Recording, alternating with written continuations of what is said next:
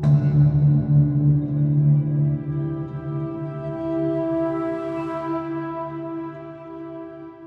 think working with the instruments that we had and with that reverb, we've created something quite unique. When people open up the sounds for the first time, they have the excitement of actually feeling like they're playing with completely new instruments, and it should open up a lot of possibilities for people, I think. It's been a really interesting example of how creative performance, orchestration and sampling technology can marry together. Given those creative considerations, the technical processes, it would be, I think it's fair to say, quite hard to recreate. So it is something incredibly bespoke, intricate orchestrations, incredibly creative, open-minded, talented performers in such a beautiful, vast space. For us, it's a really exciting combination. The aim of the project was to develop new and interesting sounds with the LCO team that didn't really sound like individual instruments.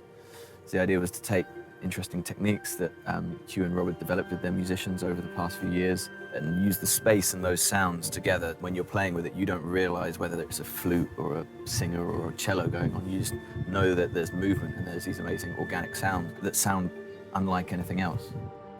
And so we started looking at quite intimate musician numbers, maybe 4 or 5 players at a time and some singers, and did an exploratory workshop at Union Chapel, which doesn't have a huge reverb tail, but it was an interesting exercise in finding out how well these instrumental vocal colours could work with each other and how many players we might need to agitate the air of a larger space. It wasn't necessarily just a large space that we needed, but a large space that instantly reacts to any kind of small sounds. You know, if this were to be done in a conventional studio, all of the kind of the minute details wouldn't necessarily kick the room into action. And it also helped us to just figure out how big the forces of each section or each kind of player combination needed to be to really just, again, give a kind of a solid body rather than being able to pick out all the individual idiosyncrasies of each instrument. So we're in an aircraft hangar in Suffolk, and the room is quite ginormous. It has a reverb tail of about 10 seconds. And so when putting instrumental sound into it or vocal sound, it's almost as if you're playing the room, and it has an incredible character in its own right.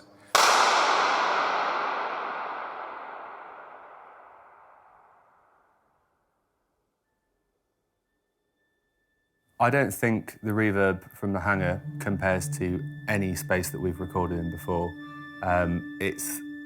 It's not controlled in the way that the studio is, and it's kind of half the excitement of being here. Yeah, we were changing things. We were changing things on the fly quite a lot of the time. That's something that happens with LCO and recordings in general, because we have musicians that are not just playing notes, but they're often actively inputting into the process. So adding their own character or making suggestions. So in that space, some notes would ring in a certain way and certain articulations would be particularly resonant. So we would play off that and change things accordingly.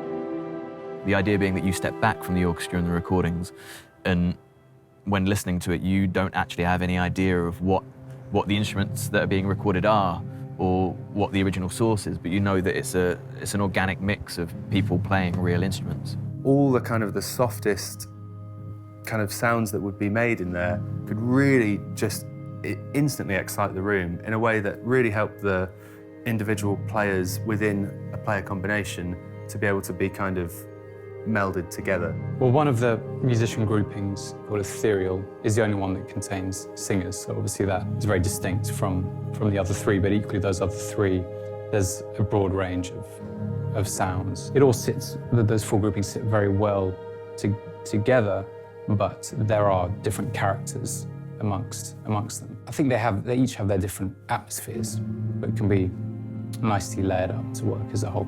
And with the string instruments, the viola and the cellos, we're pushing them to their extremities as well. So we're detuning the bottom C string below an octave where it would usually go, for example, and really pushing the sul-pot sounds and the sparkly sounds, and yeah, really trying to take sounds that people know to a different level.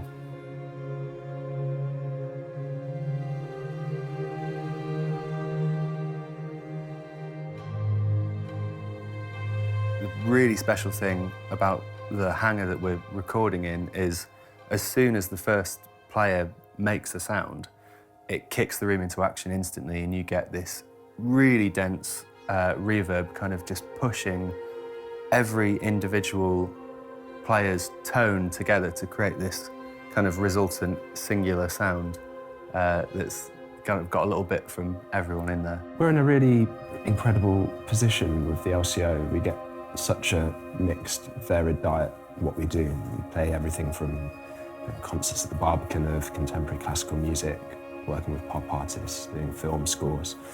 And we're working with these incredible creative musicians day in, day out. So the excitement was creating a Evo library that really gives a snapshot of the kind of creativity that happens between composer, orchestrator, and musicians in an LCO recording session. So it's about kind of taking a snapshot of that and distilling it into a library.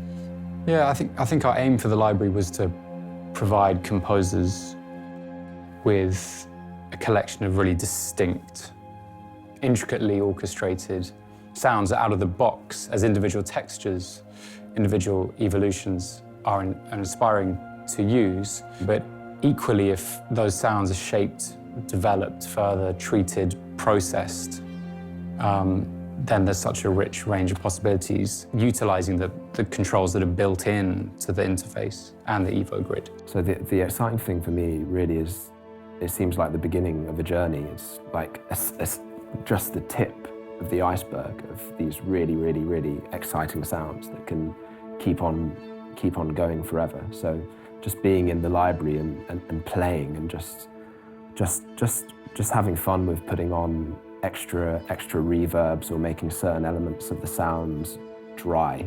So you've got this bank of sounds, hundreds of curated sounds that can be thousands and thousands of more sounds. So just seeing what's going to come out of the other end and just to see what people are going to do with the sounds is really exciting.